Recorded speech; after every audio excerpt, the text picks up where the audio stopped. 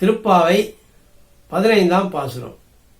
எல்லே இளங்கிலியே இன்னம் உறங்குதியோ, சில்லென்றழையேன் மின் நங்கை மீர் போதற்கின்றேன், வல்லையுன் கட்டுரைகள் பண்டே உன் வாயறிதும், வல்லீர்கள் நீங்களே நானாதான் ஆயிடுக, ஒல்லை நீ போதாய் உனக்கென்ன வேறுடையை, எல்லோரும் போந்தாரே போந்தார் போந்தெண்ணிக்கொள், வல்லானை கொன்றானை மாற்றாரை மாற்றழிக்க, வல்லானை மாயனை பாடேறு ரெம்பாவாய்.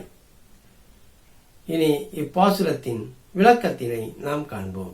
இளமையான கிளி போன்றவளே, என்ன இது இவ்வளவு நேரம் பெண்கள் எழுந்து வந்த பின்பும் நீ உறங்குகின்றாயே என்று துயில் எழுப்ப வந்தவர்கள் கூறினார்கள்.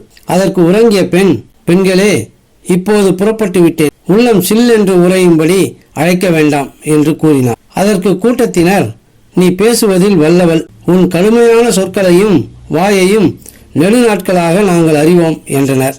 உறங்கிய அப்பெண், இவ்வாறு பேசும் நீங்கள்தான் பேச்சில் வல்லவர்கள், நானோ ஏமாற்றுக்காரியாக இருக்கிறேன், நீங்கள் வேண்டுவது யாது என்று கேட்டாள். அதற்கு கூட்டத்தினர், நீ விரைந்து எழுந்து வா, எங்களிடம் இல்லாத தனி சிறப்பு உனக்கு என்ன உள்ளது என்று வினவினர்.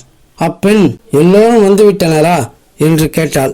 அதற்கு அவர்கள், நீயே வந்து எல்லோரையும் பார்த்துக்கொள் என்றனர். அவள் அவர்களிடம், என்னை எதற்காக அழைத்தீர்கள் என்று கேட்டாள். அவர்கள், குவாலயபீடம் என்ற யானையை கொன்றவனும் கம்சன் முதலான பகைவர்களின் மிடுக்கினை அழித்தவனுமாகிய மாயனான கண்ணனை பாடுவதற்காகத்தான் அழைக்கின்றோம் என்று கூறினர். இதுவே இப்பாடலின் கருத்தாக உள்ளது.